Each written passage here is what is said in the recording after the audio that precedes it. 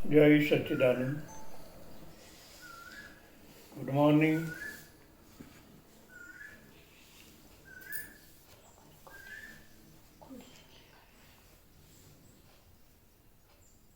जब भगवान विष्णु के साथ चित्त का अनुसंधान किया जाता है तब काल शक्ति परिवित हो जाता है।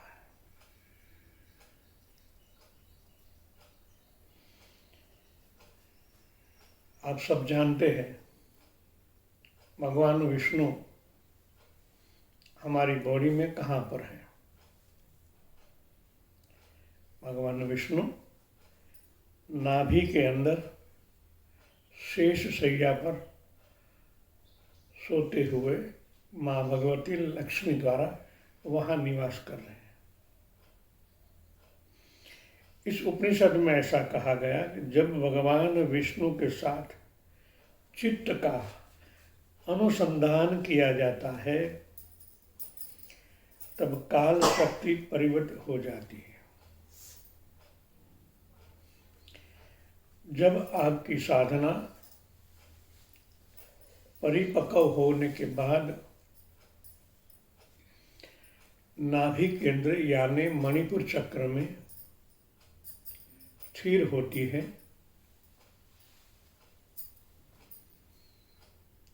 गत जन्म की साधना आपको वहां काम आती है, क्योंकि यहां चित्त की बात की गई है। चित्त के अंदर हमारे कई जन्मों के संस्कार पड़े हुए हैं, बुरे हैं तो अच्छे भी हैं। जाने अनजाने में ये साधना रिकॉर्ड हो गई है और आपको काम आती है। जब मणिपुर चक्र की साधना परिपक्व होती है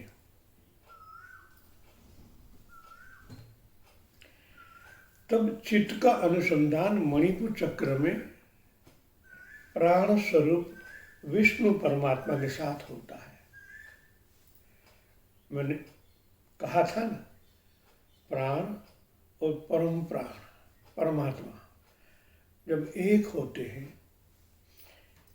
जब ये प्राण के साथ हमारे चित्त का अनुसंधान होता है, जब आप आज्ञा चक्र से कल बता इस तरह हृदय चक्र के साथ जब मणिपुर चक्र में आप देखते हो, तीन बात हो गई, आज्ञा चक्र, अनाहत और मणिपुर। जब यहां से आप देखने लगते हो, अनाहत में रुके हुए जो चित्त है परमात्मा की चिति शक्ति, जब ये मणिपुर चक्र में जाती है और विष्णु स्वरूप परमात्मा के साथ एक होती है, लय हो जाती है। लय होने के बाद परमात्मा की शक्तियां आपके अंदर निहित होती है। बड़ा परिवर्तन होता है। धीरे धीरे परमात्मा की शक्तियां आपके अंदर रूपांतर होती है। आप नर से नारायण होने की प्रक्रिया में आते हो।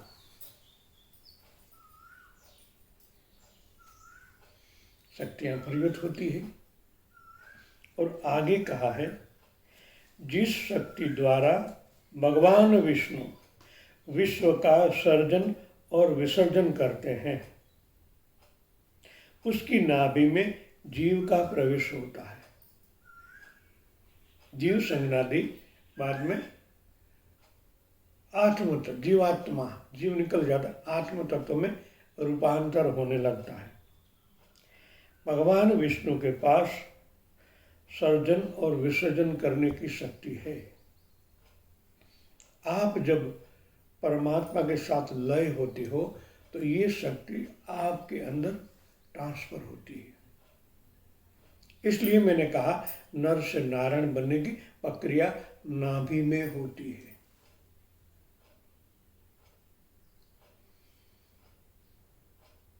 पूरा परिवर्तन होने के बाद आप खुद अपने अंदर रूपांतर करने लगते हो।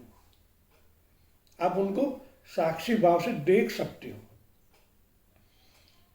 आपके अंदर खरबों कोश है, खरबों कोशिकाएं हैं जिनको हम सेल कहते हैं, उनमें चेंज होता है और ये शक्ति पूरी बॉडी के अंदर घूमती है और खरबों कोशों को रूपांतर करती है। धीरे धीरे उद्गम होके इस माइंड में खरबों कोश कोशिका में रूपांतरण होता है।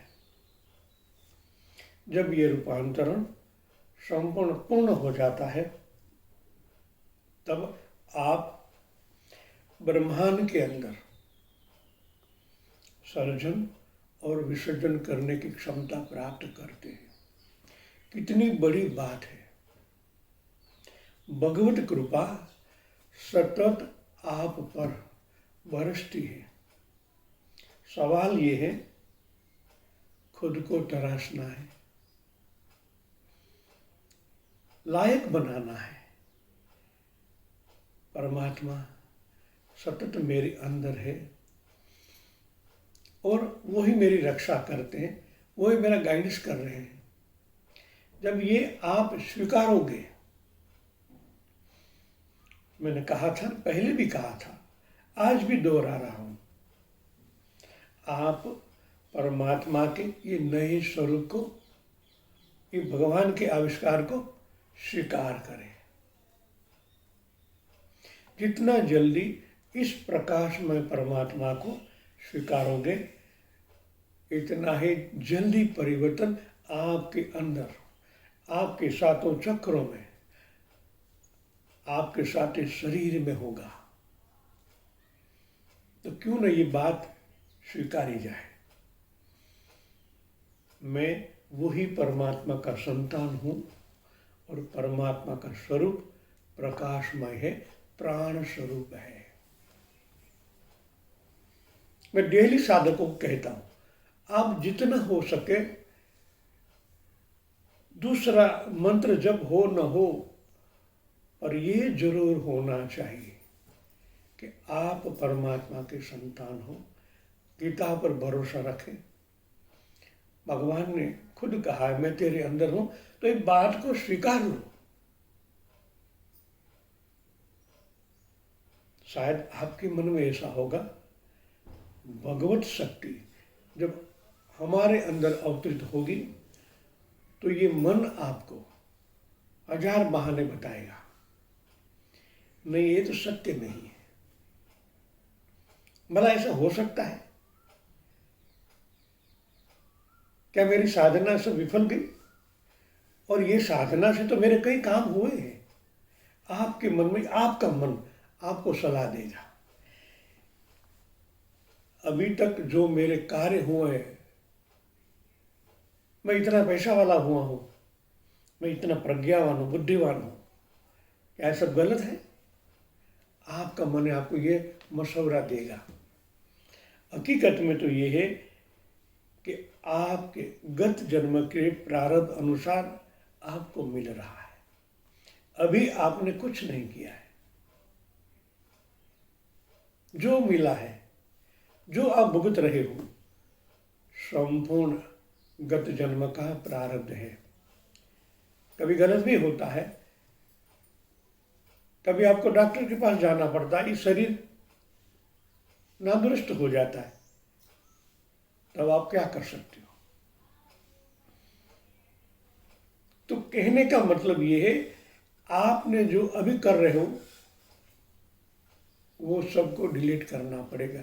जो आपको नर से नारायण बनना हो तो आपकी आंतरिक इच्छा तो ये है, मगर भगवत शक्ति आने से ये मन का नाश होगा। ये होना ही है। मन की बानाबाजी को छोड़े। ये जागृत मन का आज तो कल छोड़ना ही पड़ेगा। जिस तरह ये संसार को छोड़ते हो तो संसार से बना हुआ मन को भी छोड़ना ही पड़ेगा। ये बड़ा डिसीजन है, पर आपको लेना ही पड़ेगा। छोटी श्रृंखला से बाहर निकले। आप सर्वव्यापी परमात्मा के संतान हैं। कभी गुरु के शब्दों पर भी ध्यान दिया करो। आप डेली गाते हो, मैं वो भी सुनता हूं। ध्यान मूलम गुरु मूर्ति, पूजा मूलम गुरुपद। इनको भी समझा जाना चाहिए। ध्यान मूलम गुरु मूर्ति। मूर्ति का मायना होता गुरु की जो फ्री हैंड है, उनको ध्याया जाए। फ्री हैंड का मतलब गुरु का जो ओरा आभा मंडल है, आपकी चेतना वहां स्थिर रखनी है। गुरु जो चेतन है उनके साथ तार जुड़ना है। इसलिए कहा गया ध्यान मूलम गुरु मूर्ति, पूजा मूलम गुरु पद। क्यों गुरु के हृदय को नहीं पूजा? क्यों नहीं यहां किया? पद को क्यों कहा? पद यानी पांव। तो शुरुआत कहां से होती? पृथ्वी तत्व से। मैक्सिमम स्थूल एनर्जी होती है पांव में। आप वहां पांव छूते हो तो सबसे पहला मूलाधार चक्र की शक्ति आप में ट्रांसफर होती है और आपका शुद्धिकरण का प्रोसेस होता है। शक्ति में बढ़ोतरी होती है, आपको एनर्जी मिलती है। लाल कलर है ना, एनर्जी का है। और ये शुद्धिकरण का प्रोसेस स्टार्ट करती है कहाँ? आपके मूलाधार चक्र में। 4 जन्मों के संस्कार वहां पड़े हुए हैं, उनको शुद्ध करना है। कहीं धर्म ऊपर से प्राण की गति को लेते हैं सहस्त्र चक्र को, और हमको लेना है मूलाधार से। एक एक चक्र को शुद्ध करते करते ही आप ऊर्ध्वगामी हो सकते हो। इसलिए ध्यान मूलम गुरुमूर्ति, पूजा मूलम गुरुपद, मंत्र मूलम गुरुवाक्य। आप स्वीकारते गुरु के शब्दों को। आंशिक आपके मन ने जो कहा है वो ही स्वीकारते हो। आपकी जो इच्छाएं है वही आप गुरु के शब्दों को स्वीकार करते हो, बाकी को डिलीट कर देते हो। तो बहुत बड़ी गलती है। इस तरह गुरु को पूछते हो मगर गुरु के वाक्य को आप नहीं स्वीकार करते। स्वीकार क्या करते हो? आपका मन जो कहता है वही। शायद अज्ञात मन की बात स्वीकार दे तो मैं राजी होता, मगर आप जागृत मन अभी जो संसार से बना हुआ है, जो सतत विचलित है, जो सतत परिवर्तनशील है, उनकी ही बात मानते हो। मंत्र मूलम गुरुवाक्य, तो गांठ बांध लो। जो प्रवचन में किया जाता है आंशिक नहीं संपूर्ण आपको स्वीकारना ही होगा, तभी आपके अंदर पूर्णतः चेंजेस होगा। और जो भी मैं कहता हूं मेरे आंतर जगत से जो बाहर आता है वही कहता हूं। जो मेरे अंदर परमात्मा निहित है वही बोलते हैं, क्योंकि मैं मानता हूं बोलने वाला वही है। तो समझो गुरु वाक्य परमात्मा ने ही कहा है, उनका अमल ही होना चाहिए। मोक्ष मूलम गुरु कृपा। जिस तरह आप भगवान को राजी करते हो, उनके गुणगान गाते हो, शायद भगवान प्रसन्न हो जाए। गुरु को भी ध्याया करना पड़ता है, गुरु को प्रेम करना पड़ता है। प्रेम से ही प्रेम मिलता है। जो बोगे नहीं तो आपको मिलेगा। हृदय से गुरु से प्रेम करो। जब गुरु प्रसन्न होते हैं तो एक क्षण लगती है। इस सब के अंदर तार जोड़ने वाला तो वही है। जहां तक आप पूर्णतया परमात्मा प्राप्त नहीं कर लेते, वहां तक गुरु के कार्य यही है। हर एक कोशिका में आपको जोड़ना है। आपकी चेतना परम चेतना को जोड़ने का कार्य यही है। आप बदलाव लाना चाहते हो तो स्वीकार करना ही पड़ेगा, तभी ये सर्जन विसर्जन करने की शक्ति आपके अंदर मिलती है। आपको स्वयं परमात्मा बनाना है। गुरु का कार्य यही है, गुरु के जैसा बनाए, बाद में परमात्मा जैसा बनाया जाए। ये कब होगा? संपूर्ण जो कहा जाता है उनके अंदर विश्वास रख के संपूर्ण एक एक वाक्य को अमल में ही लाना है। प्रवचन तो आज तक आपने बहुत सुने हैं, मगर अमल नहीं है।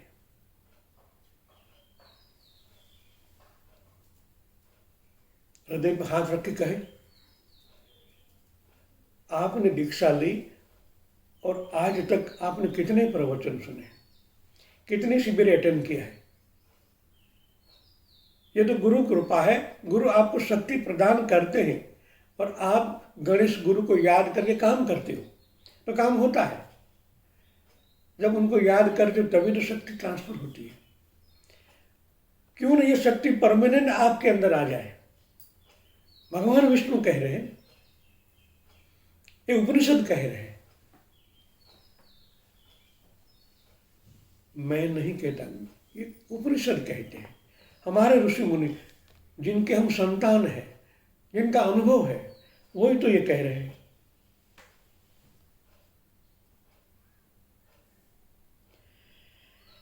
नाभि में जीव का प्रवेश होता है। काल के परिवर्तनों में निहित नित्य का परिचय होने पर काल रूप में भी वह व्याप दिखाई देता है। फिर पुरुष व प्रकृति और जड़ व चेतन के बीच का भेद नष्ट हो जाता है। तब ये दिव्य दृष्टि प्रदान होती है। जड़ चेतन में सबके अंदर वही निहित परमात्मा के दर्शन होने लगते हैं। मैंने बच्चों के शिविर में देखा है, जो टीचर आते हैं खुद को शर्म महसूस करते हैं, अरे ये बच्चे देख रहे हैं, हम मेहनत करें फिर हमको नहीं दिखाई देता। क्योंकि आप जिस तरह बच्चे समर्पित होते हैं इसी तरह आप नहीं होते हो। कहीं ना कहीं ऐसा कारण आप बना लेते हो और ये दूरी आप रखते हो। गुरु और शिष्य के बीच में ये दूरी है ना, यही आपके अंदर अवरोध रूप है। चिंतन करें, क्या अवरोध रूप है? बच्चों में 2 मिनट के अंदर ट्रांसफर हो जाता है, आपको कई सालों मेरे साथ हो फिर भी नहीं होता है। ऐसा चिंतन करना चाहिए, मेरे अंदर क्यों, मेरी कहाँ शक्ति है? आप कभी चिंतन नहीं करते। ये किया जाए जो आपको ऐसा बनना हो तो।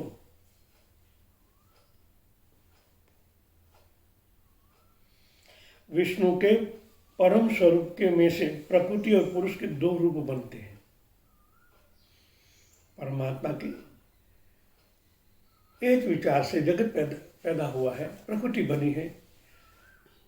परमात्मा की ही संज्ञा, परमात्मा ही संकल्प से बना हुआ है ये जगत, तो उनके अंदर परम शक्ति ही काम कर रही है।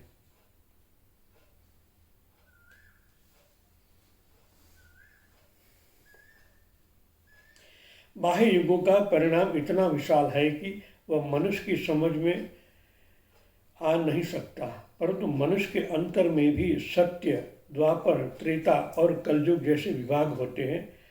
इस विषय में ऐतरेय ब्राह्मण ने कहा है। उपनिषद का पेटा उपनिषद है ऐतरेय ब्राह्मण।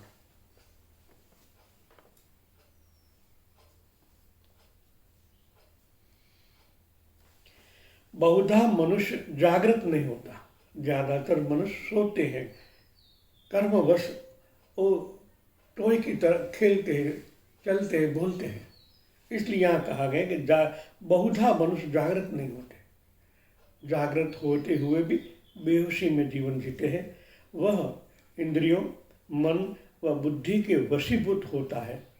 इंद्रियों के वश में होने से कलयुग, मन के वश में होने से द्वापर, बुद्धि के वश में होने से त्रेता निर्मित होता है। परंतु बुद्धि जब निर्मल और भगवत उन्मुख होती है तब जीवन में सत्य का प्रकट होता है। आप कहाँ ठहरते हो, उनके ऊपर ही ये चार जो काल है, कलयुग, द्वापर, त्रेता और सतयुग, क्योंकि आप चारों कालों तक आए हैं। आप सतयुग में भी थे, द्वापर, त्रेता और कलयुग में भी आप हैं, क्योंकि आत्मा अमर है। मगर ये चारों कालों पर आपके अंतःकरण में ये छवियां हैं। जब जब जो प्रकट होता है उसी तरह वो काल को आप धारण करते हो।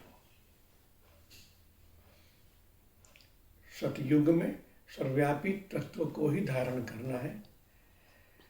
आप तो रहोगे, आपका मन, बुद्धि, चित्त, अहंकार भी रहेगा, खाली परिवर्तित होगा, क्योंकि ये शक्ति द्वारा है तो कार्य करोगे। भय क्या है, मन का नाश हो गया तो मैं क्या कर पाऊंगा। मन का नाश नहीं होता है, परिवर्तन होता है, शक्तिशाली बनता है वही मन। मगर एक कदम आगे बढ़ाओ ना। इंद्रिय, मन और बुद्धि की पकड़ छूट जाने पर ही साधक का परम सत्य से अनुसंधान होता है। युग के सर्जन स्वामी का उसे अनुभव होने लगता है। तब उसे युग के प्रभाव और परिवर्तन से मुक्ति मिलती है। तभी आप बिल्कुल मुक्त हो जाते हो, खुद को पाते हो, ये विराट जगत मेरा ही है, ये विराट मैं ही हूं। कब? जब ध्यान में इस छोटे ब्रह्मांड के अंदर जब सर्वव्यापी होते हो, ये अनुभव करने जैसी बात है। पूरे ध्यान में बैठ गए हो, जागृत मन शांत हो गया है, सब जागृत, सब कोशिश माइंड द्वारा, चेतना द्वारा आप अपनी ही बॉडी में पूरे छा जाते हो। तभी मन शांत होता है, बुद्धि भी शांत हो जाती है। तब चित्त ही जागृत होता है। चित्त के अंदर परमात्मा की चिति शक्ति, प्रकाश स्वरूप, एक येलो टाइप की, यानी इनको येलो टाइप कहा गया है, न पूरा पीला न वाइट, ये चित्त शक्ति है। जब ये आपके शरीर में व्याप हो जाती है,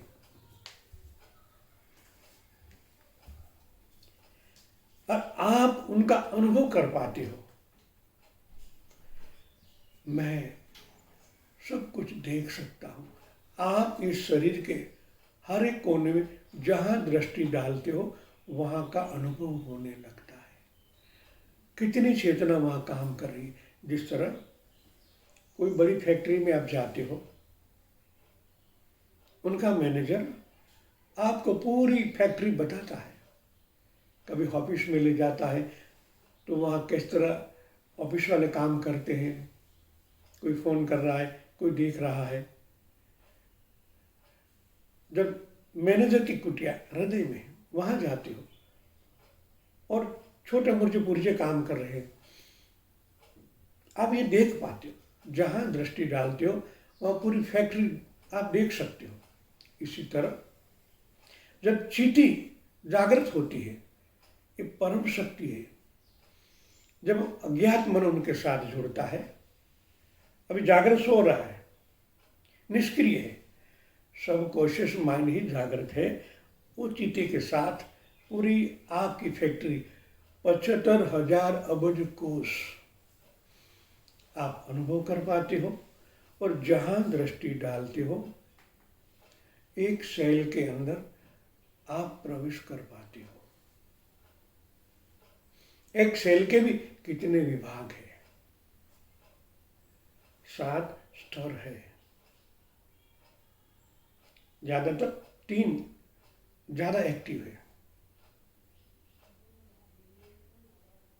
आप जब उनके नाभिक में प्रवेश करते हो, ये अणु अणु का भी नाभिक होता है, परमाणु परमाणु का भी नाभिक होता है, तब ये ज्ञान होता है अणु परमाणु के साथ किस तरह जॉइंट है, किस तरह एक हुए हैं। कभी किस तरह ये परमाणु मूल चेतन धरी के साथ जॉइंट हुए हैं, विषम होता है। और ये बॉडी के अंदर मैं इतने जन्मों से रहता हूं फिर भी अनजान था। आज उन्हें आपने देखा है। वो चित्ती के द्वारा चित्त शक्ति कहा जाता है।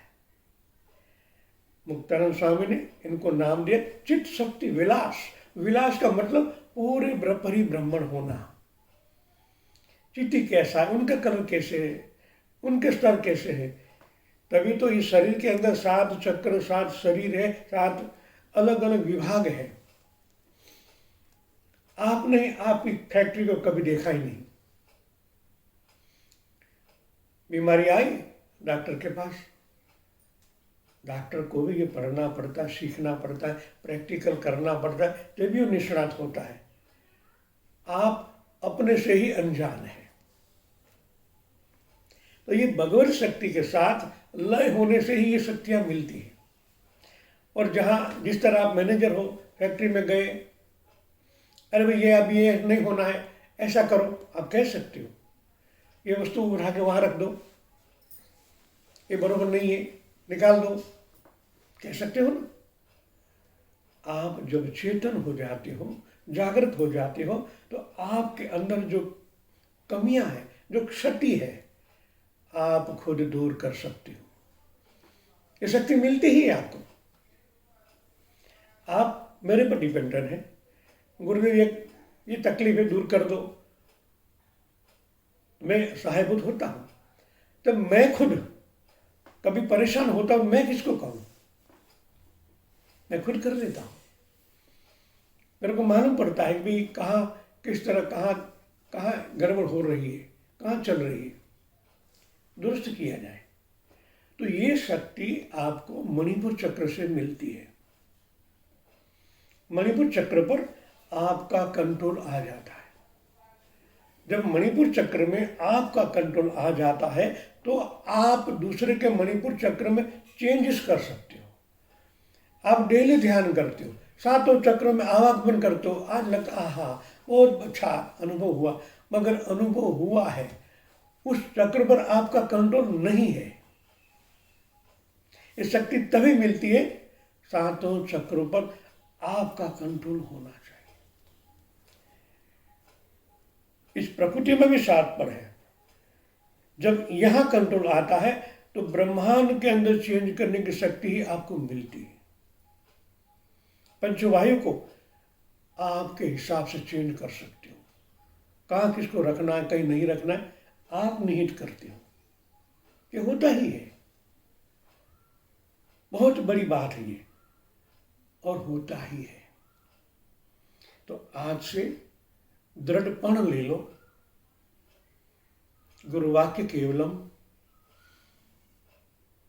तब जाके मेरे को भी आपको आगे ले जाने का इंटरेस्ट जागृत होगा। अभी भी आप अर्ध बेहोश में हो, जागृत हुए हो मगर अर्ध जागृत हो। कार्य होता है, चलता है, नहीं आप नहीं कर रहे हो। हर क्षण आपको गुरु की शक्ति की जरूरत पड़ती है। मैं ये इच्छा कर रखता हूं कि आप मेरे बिना भी आगे बढ़े। कभी न कभी गुरु को छोड़ना ही पड़ेगा, ये भी निहित है, फिक्स है। गुरु एक सहायक है, कभी तो उनको भी छोड़ना पड़ेगा। जब देह छूटता है ना, हर कर्म छूट जाते हैं। जब ये छूट जाएगा तब को क्या करोगे?